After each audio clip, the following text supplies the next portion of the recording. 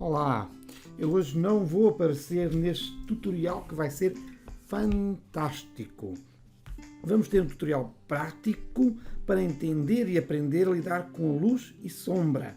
Não podes perder estas dicas verdadeiramente fundamentais.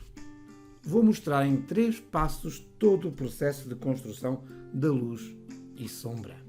Vamos a isso.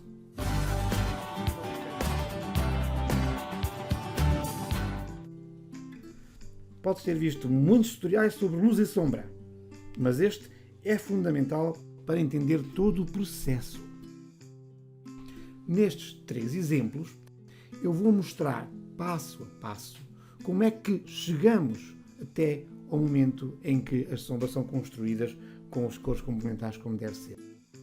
E é essa evolução que vocês vão poder ver ao longo destes 3 exemplos que estou aqui a desenhar, que vos vai permitir entender o processo e vai permitir-vos dar o passo decisivo para fazerem para interpretarem qualquer sombra em qualquer desenho da forma correta. Muito bem, em cada um dos 3 exercícios vamos ter que marcar, definir as sombras, onde é que queremos depois considerar as sombras. E é normal, já desenhei a sombra da árvore em baixo e agora estou na árvore em cima, também a desenhar aquilo que considero nesta fase interessante marcar como sombra, e mesmo aqui o tronco deixo também aqui uma zona, um bocadinho de sombra, um bocadinho de luz no fundo.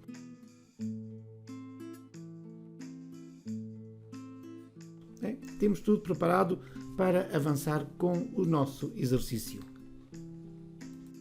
Estamos em condições de construir então a nossa palete de cores. Vou utilizar guache, não porque seja particularmente interessante, eu podia ter utilizado aguarela, pastel, óleo, tudo o que entendesse, qualquer dos métodos seria utilizável, mas utilizo o guache porque é mais barato, posso fazê-lo em papel e também facilita um bocadinho o trabalho de filmagem, posso fazê-lo em plano.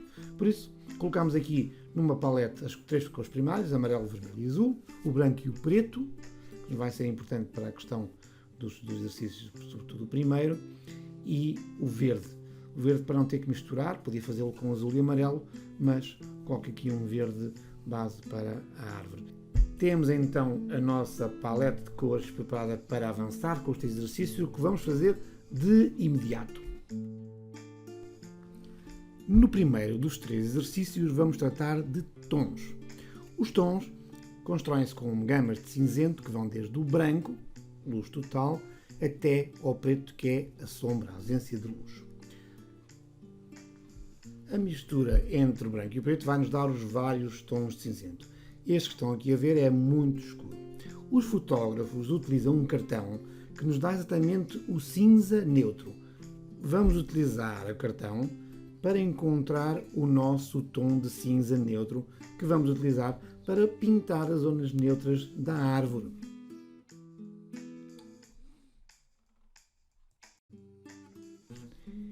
Pintamos já também as sombras da árvore com o tom mais escuro e vamos pintar também o tronco da árvore com um tom um pouco mais escuro. Uma zona de meios tons também para aquela luzinha e toda a sombra da árvore projetada sobre o campo de trigo é feita com esse tom cinza médio. Temos já definidos os tons das sombras deste tema e vamos trabalhar as luzes, começando pela própria luz da árvore. Vamos encontrar zonas da árvore, ou queremos identificar zonas da árvore, que recebam luz diretamente e neste caso, como estamos a fazer um exercício de branco e preto, vamos acrescentar branco a essa zona. Depois, todo o campo de trigo, sendo amarelo, vamos defini-lo como um tom mais, recebe luz diretamente, vamos considerar que todo ele está a receber luz, e vamos considerar com um tom bastante leve, com bastante luz e, como estão a ver aqui, muito próximo do branco. Depois temos que definir também se o céu que é azul, que tom é que vai ter. E neste caso eu coloquei ainda um tom mais leve, mais luz no céu. O que quer dizer que o nosso céu, apesar de ser azul, tem um tom mais baixo do que o tom do campo de trigo. Okay? Portanto, é o nosso desenho em termos de tons, preto e branco. Concluído que está o primeiro exercício sobre tons, vamos colocar cor. Como é que vamos fazer? Vamos fazê-lo como se não percebêssemos nada da teoria das cores.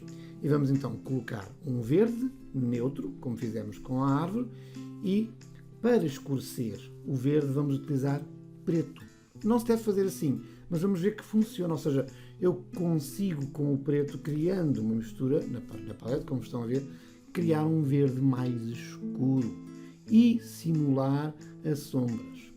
Da mesma forma, vamos fazer também a construção com cor do que será as luzes. Neste caso das luzes, é aceito que a colocação do branco em cima de qualquer neutro, de qualquer cor neutra, neste caso o verde neutro, transforma essa cor em cor mais luminosa, portanto que recebe mais luz e portanto também o fazemos aqui. Esta é a primeira lição, ou seja, tanto no caso dos tons como no caso das cores, a colocação de branco, acrescentar branco, aumenta a luz que nós queremos transmitir na nossa pintura.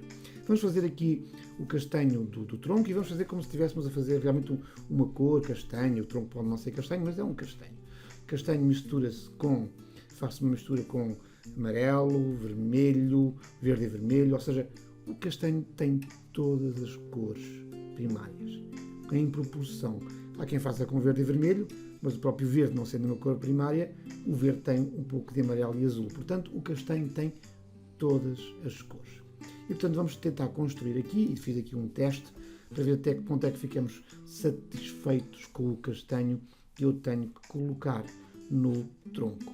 E, ora que está, um castanho, que eu diria castanho já na parte da sombra do tronco.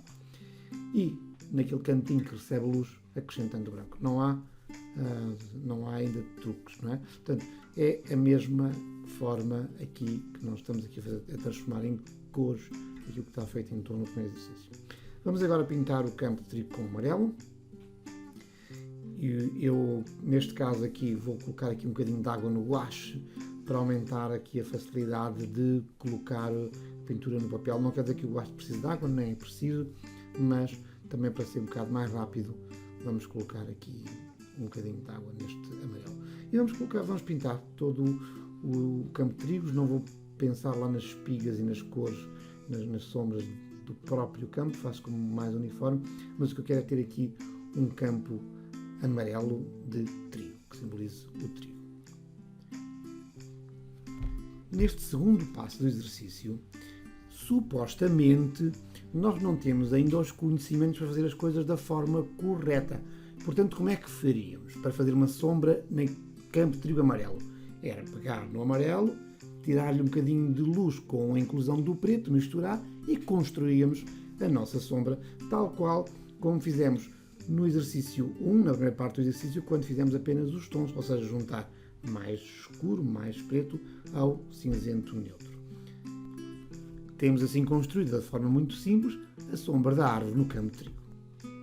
Quanto ao céu, o céu não tem sombras. Pode ter algumas nuvens e então terá sombras nas nuvens, mas este céu não tem nuvens. Temos, no entanto, de ter a preocupação de pintar o céu com um tom abaixo do campo de trigo, tal como fizemos esse exercício na primeira parte, apenas quando pintámos a preto e branco. Ou seja, o céu mais claro com mais branco, para que fique no tom correto, no tom idealizado. Completámos este segundo exercício.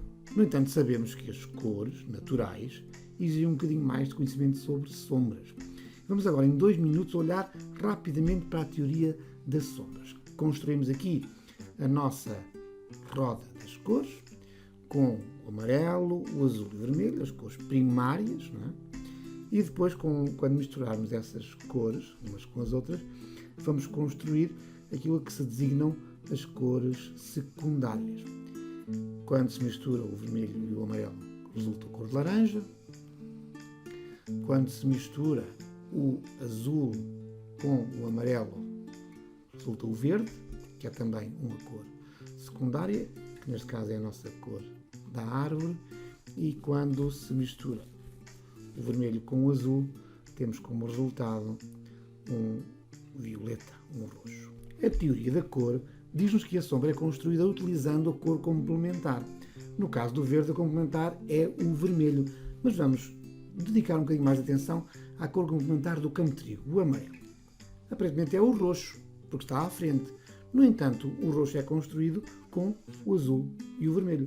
Portanto, a cor complementar do amarelo tem um bocado de azul e um bocado de vermelho e o próprio amarelo. Portanto, tem todas as cores primárias. Notem que no caso do verde parece mais simples. O próprio verde é uma cor secundária, ou seja, que tem amarelo e azul. Isto significa que, no caso do verde, a sombra consegue-se com o verde, amarelo e azul, mais o vermelho, ou seja, também inclui as três cores primárias. Qualquer sombra inclui sempre as cores primárias numa determinada proporção. Já sabemos toda a teoria, vamos agora avançar então para o terceiro e definitivo passo deste exercício. Pintar este tema utilizando a teoria da cor para construir as sombras. Neste terceiro passo, utilizando então a teoria da cor, vamos conseguir sombras mais vivas. Vamos conseguir sombras mais próximas daquilo que é realmente a percepção das pessoas quando veem sombras, vez que são construídas de acordo com as regras. E veremos então as diferenças face ao exercício anterior. Começamos com a árvore, com o verde neutro que vem diretamente do tubo que aplicamos sobre a zona, tal zona assim, correspondente ao cinzento neutro do primeiro exercício. Agora, vamos construir então a sombra da árvore, juntando ao verde, que já tem as duas cores, o vermelho. Então vamos fazer uma mistura para tentar encontrar a sombra. Aqui a preocupação é também misturar o conjunto de vermelho e de verde, que no fundo se traduza no tom.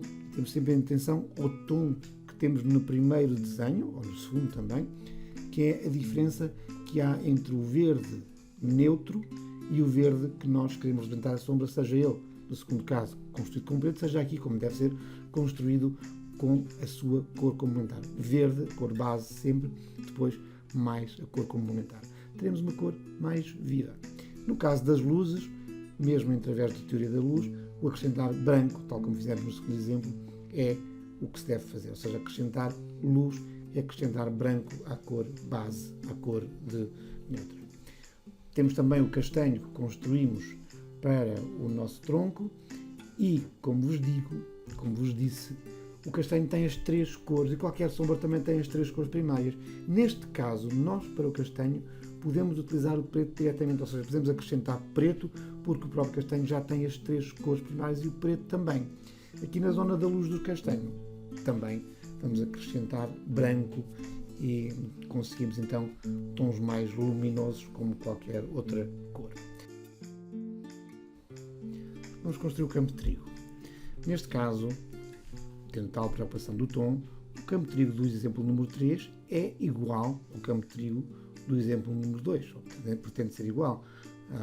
Aqui há alguma questão de mistura, etc., mas pretende ser igual, ou seja, o mesmo amarelo com o mesmo branco para conseguir o tom e a pintura faz-se com essa preocupação. Não há aqui sombras, é tudo luz e, portanto, temos no mesmo exercício, ou seja, o passo 2 ou o passo 3, o mesmo amarelo.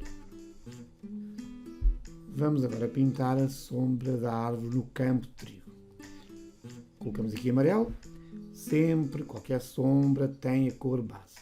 E, neste caso, sendo amarelo, como vimos há pouco na parte teórica, temos que juntar para construir a sombra a sua cor complementar, que é o roxo. O roxo esse que inclui o azul e o vermelho. Portanto, vamos criar aqui a mistura, procurando acertar com o tom que vimos no primeiro exemplo e temos aqui a nossa sombra construída realmente com a cor complementar que lhe dá uma vivacidade e uma tonalidade mais interessante. Para concluir a fase 3 deste exercício, vamos então pintar o céu da mesma forma que fizemos no exercício 2. Portanto, vamos misturar o azul e o branco e como não tem sombras, a preocupação é mesmo conseguir obter o mesmo tom que fizemos na parte da pintura a preto e branco, ou nos tons de cinzento. Portanto, temos completado o nosso exercício, as 3 fases do nosso exercício. Passamos rapidamente às conclusões. Tons. Exercício 1. Encontrar a correta relação entre tons. É muito importante ter uma base correta dos tons. Depois, manter relação entre tons quando colocamos cor. É verdade no segundo ou no terceiro exercício. No terceiro exercício, reter. A sombra faz-se com o seu complementar mais original. No entanto, qualquer sombra inclui todas as cores primeiras, todas em diferentes proporções. Obrigado por assistir. Se quiser saber mais sobre este tema, vê aulas específicas do curso básico e subscreve este canal, onde ver é aprender. Traz o teu sorriso. Tu és tudo o que eu preciso e não me digas que não és capaz. E não me digas